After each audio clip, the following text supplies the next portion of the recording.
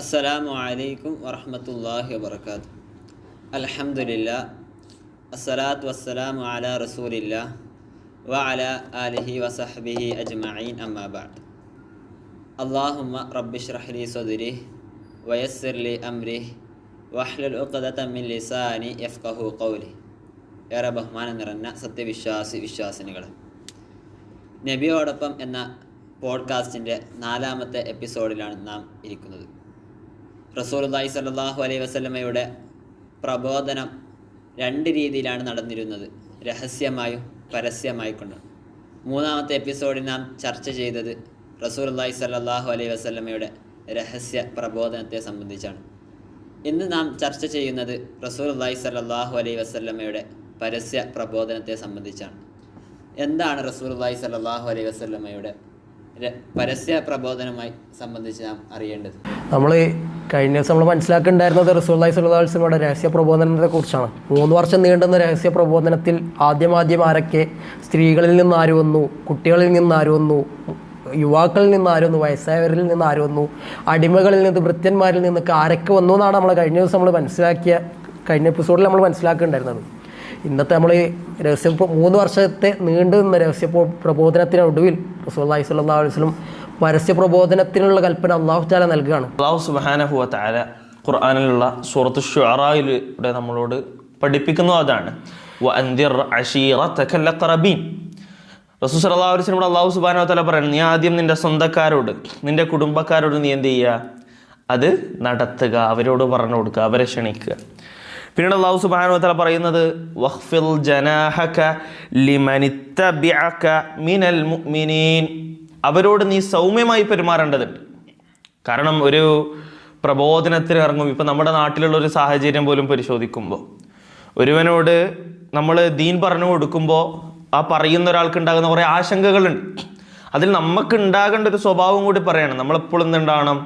സൗമ്യമായിട്ടുള്ളൊരു പെരുമാറ്റക്കാരാകണം.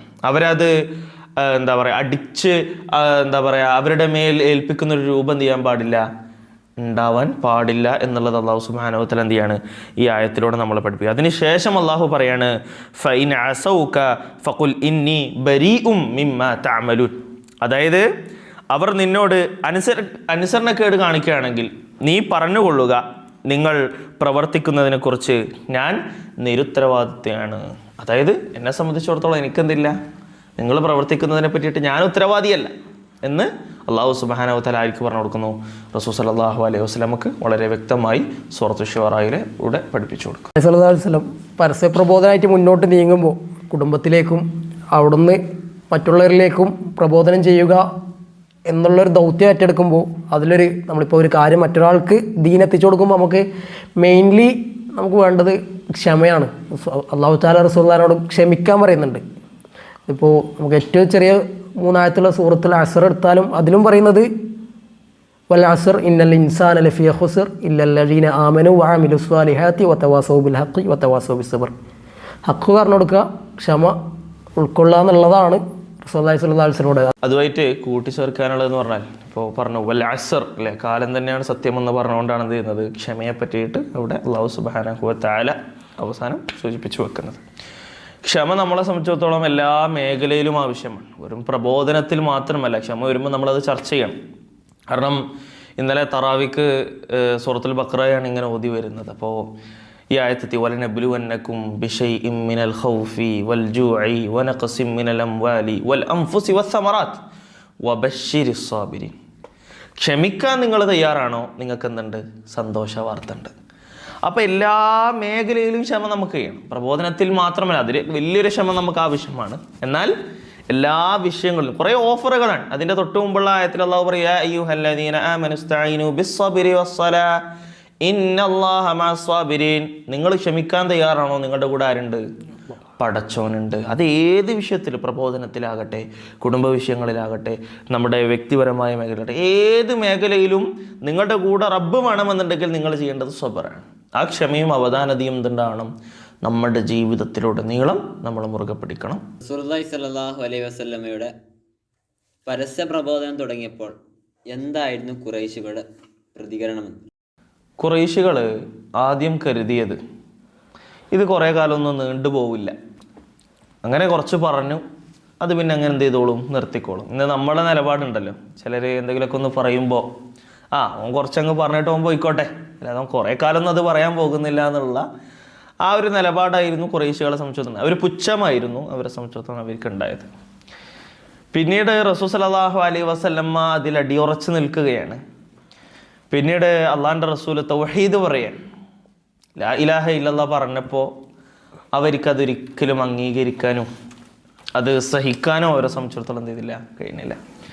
പിന്നീട് അവർ ഒരു സന്ധ്യയെപ്പറ്റി ആലോചിക്കുകയും ചർച്ച ചെയ്യുകയും ചെയ്യുകയാണ്. അതിനെപ്പറ്റി ഇൻഷാ അല്ലാഹ് നമ്മൾ ചർച്ച ചെയ്യും ഒരു ദിവസങ്ങളിൽ ഇൻഷാ അല്ലാഹ്. പിന്നീട് നമുക്ക് കാണാൻ സാധിക്കുന്ന ഒരു വിഷയം എന്ന് പറയുന്നത് റസൂൽ സല്ലല്ലാഹു അലൈഹി വസല്ലമയെ സ്വാധീനിക്കാൻ ഇവർ ശ്രമിച്ചു.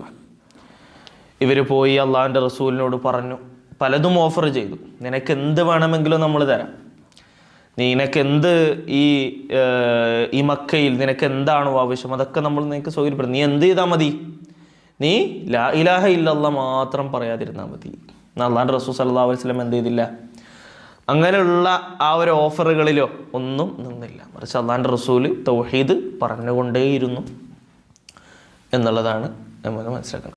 അതിൽ മറ്റൊരു വിഷയം അതിൽ കൂട്ടിച്ചേർക്കാനുള്ളത്, അബൂ ത്വാലിബ് ഒഴികെ, അബൂ ത്വാലിബ് എന്ന് പറയുന്നത് നാട്ടിലുള്ള പ്രധാനിയായിരുന്നു, എന്നാൽ പോലും അബൂ ത്വാലിബ് ഒഴികെ ബാക്കിയുള്ള എല്ലാവരും എന്ത് ചെയ്യാണ്, എതിരെ അണിചേരുകയാണ്. അള്ളാഹിൻ്റെ റസൂലിനെതിരെ അണിചേരുന്നതാണ് നമുക്ക് കാണാം. എന്നാൽ അള്ളാഹിൻ്റെ റസൂൽ അതൊന്നും തടഞ്ഞില്ല. ദൗത്യവുമായി അള്ളാഹുവിൻ്റെ റസൂൽ സല്ലല്ലാഹു അലൈഹി വസല്ലമ മുന്നോട്ട് പോയി. അതിൽ നമുക്ക് അവരുടെ ഏറ്റവും വലിയ ഇത് പറഞ്ഞപ്പോൾ ഈ ഖുറൈശികളായ അവരുടെ വാദം എന്ന് പറയുന്നത് സൂറത്തുൽ ലുഖ്മാനിൽ നമുക്ക് കാണാം, ഖാലു ബൽ നത്തബിഅ മാ വജദ്ന അലൈഹി ആബാഅന. അതായത് മൂസാ നബി അലൈഹി സ്വലാമയുടെ ഫിർഔനിൻ്റെ കാലഘട്ടം മുതൽ അന്ന് പറഞ്ഞ അതേ ന്യായം ആര് പറയാണ്, അതും പിന്നെ അതിനുശേഷം ഇബ്രാഹിം നബി അലൈഹി സ്വലാമിൻ്റെ ജനത പറഞ്ഞതും അതിനുശേഷം റസൂൽ സല്ലല്ലാഹു അലൈഹി വസല്ലമയുടെ ജനതയെ ഖുറൈശികളും എന്ത് പറയാണ്, നമ്മളുടെ